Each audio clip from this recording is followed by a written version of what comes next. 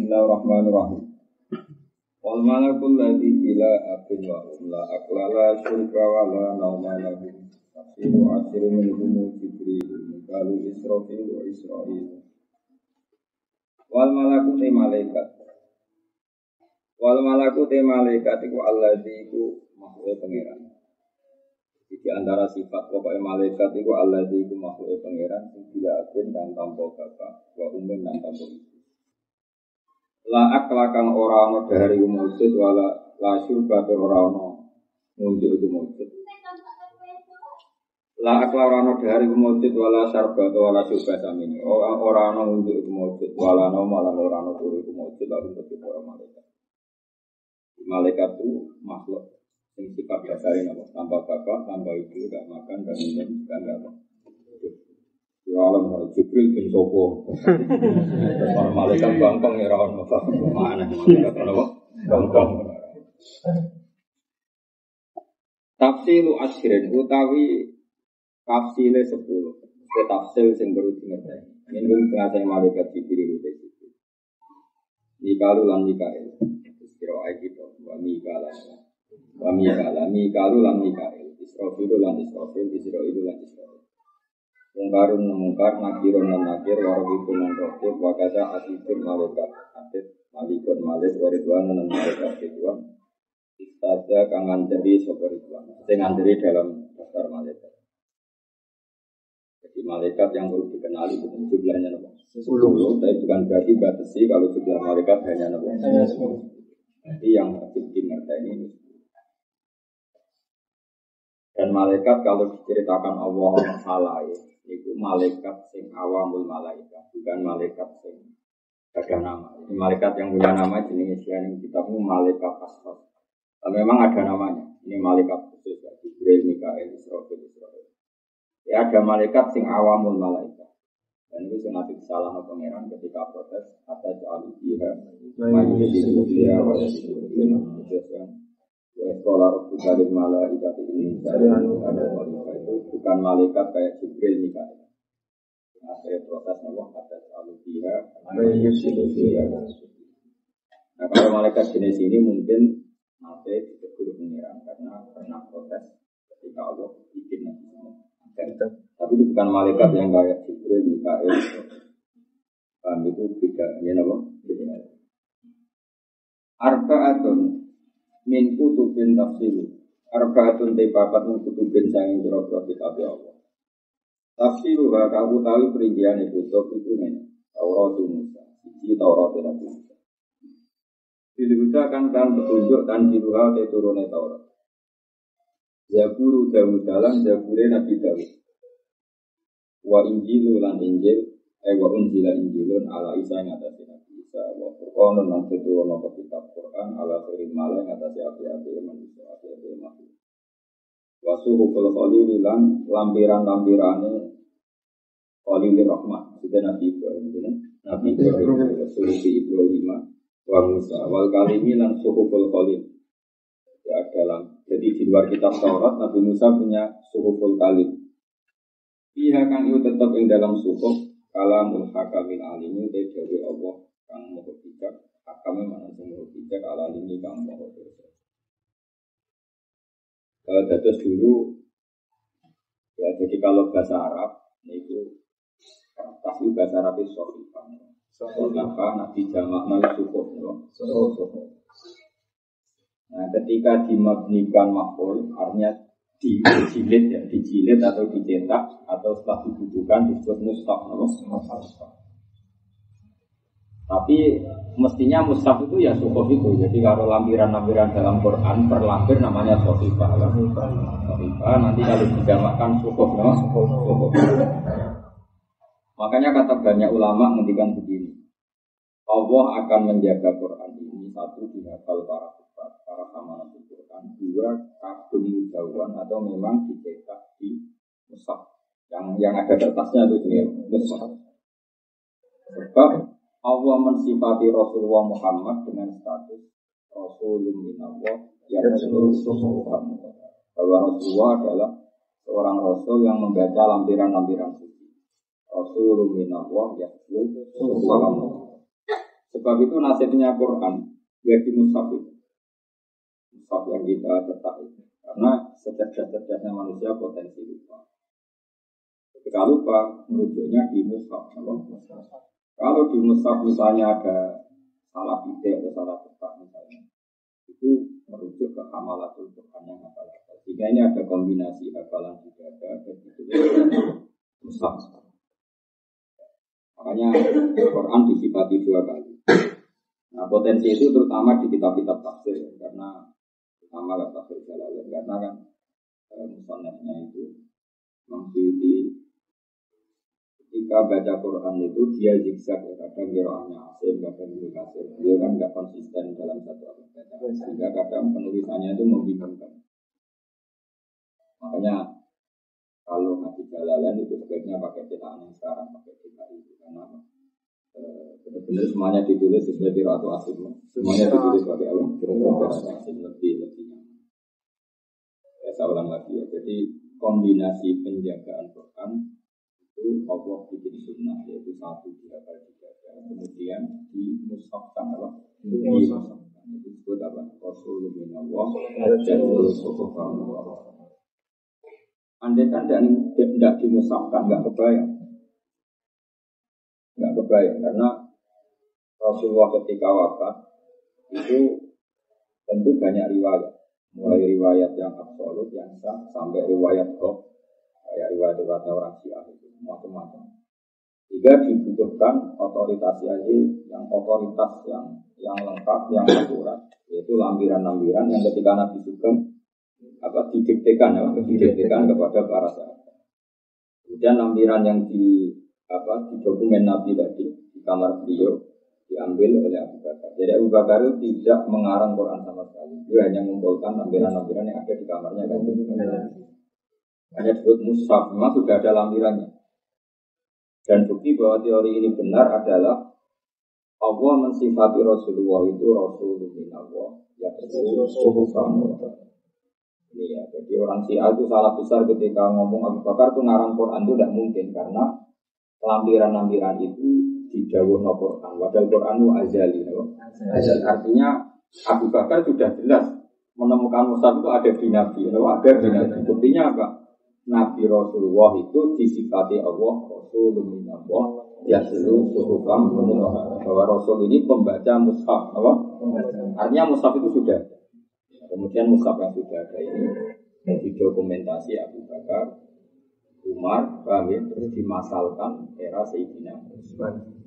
Karena Utsman yang berhasil memasalkan secara nasional, terus disebut Rasulullah Utsman. Ya sebetulnya yang mulai Abu Bakar, cuma jadi masif secara nasional itu era Sayyidina Utsman. Jadi jelas ya.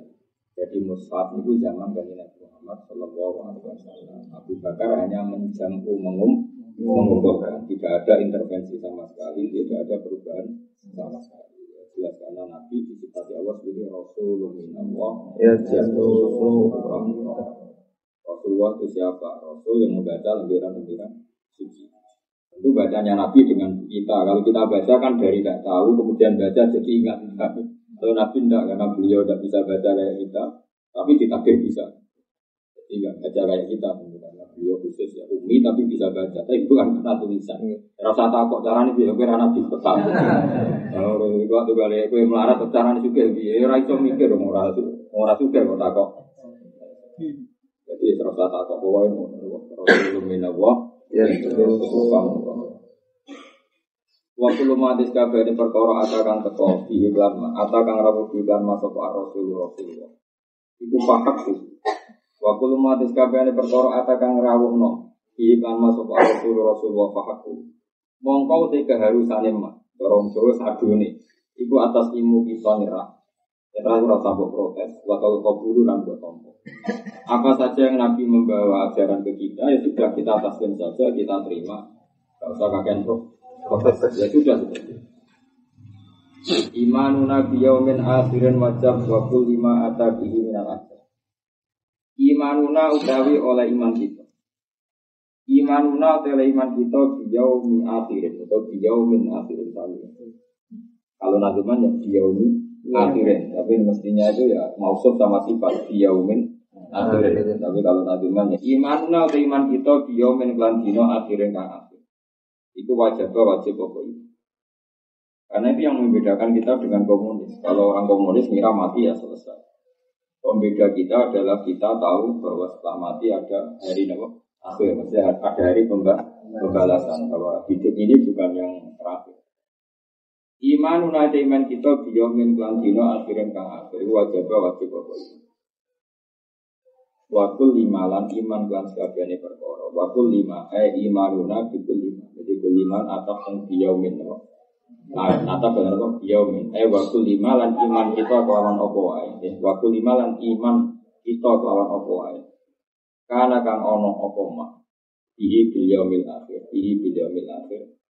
Minal ajati sanging boro-boro barang sing gawono. Minal ajati sanging boro-boro barang sing gawono. Jadi iman dengan hari akhir itu wajib dan juga harus imani sesuatu yang dahsyat, yang ajaib yang akan terjadi di hari akhir. Misalnya gini ya, itu terang orang Islam itu dilatih logika yang absolut itu mesti. Jadi misalnya Allah menciptakan kalian semua, sekarang jumlahnya miliaran, manusia sekarang kan jumlahnya miliaran. Itu dari satu gen yang bernama Nabi Adam. Berarti Nabi Adam satu orang, di punggungnya itu ada satu sperma atau gen. Yang gen itu nanti akan menjadi orang bermiliar-miliar ila yaumin qiyamah. Artinya Allah punya kemampuan bikin manusia yang miliaran itu dari gen satu orang. Berarti kayak apa? Gen sing digone itu Adam. Nah kamu yang sekarang, yang kamu hidup sekarang, nah anak turun ke depan nganti 1000. Berarti di punggung kamu sekarang juga ada calon 1000 orang. Apa? Ada calon 1000. Itu betapa rumitnya, Pak. Maka artinya gini, kalau manusia bangkit lagi dari tanah, itu tidak serumit mani atau sperma yang kecil kemudian menjadi ribuan orang bahkan miliaran orang. Artinya itu menjadi kesaksian kita betapa Allah itu qadir, betapa Allah itu mampu, betapa Allah itu kuat. Kuasa Adam yang satu menyimpan gennya bermiliar-miliar orang ila yaumil qiyamah. Dan gen per orang itu desain khusus. Desain khusus ada yang berkata Madura buat macam. Ada yang ganteng, kuasa, yang buang gitu. Itu kan milah-milahnya susahnya kayak apa. Dan Allah bisa. Nah dengan reputasi Allah yang seperti ini harusnya tidak mengagetkan ketika Allah disifati mampu membangkitkan orang dari kubur. Harusnya. Nah ini pikiran normal, apa? Pikiran normal. Nah yang tidak normal yang apa? Ya yang PKI, yang komunis, yang meragukan hari kebangkitan. Tapi orang komunis atau orang kafir Mekah zaman itu malah Muhammad aneh. Masa orang sudah jadi anak kemudian bisa bangkit lagi. Mereka malah bilang Muhammad yang aneh. Terus kata Allah, wa in ta'jab fa'ajabum qawlum aidza bitna wa kunna turaban a inna la fi khalqin jadid. Yang aneh itu mereka. Allah yang punya reputasi seperti itu dibilang enggak mampu, itu otak yang aneh. Itu kan ibarat gini ya, ada teknologi Jepang bikin mobil itu canggih, bikin pesawat canggih. Kemudian setelah mobil itu hancur, terus kamu bilang gini, produsen mobil ini tidak bisa bikin mobil kayak gini lagi. Itu otak aneh apa enggak? Aneh kan?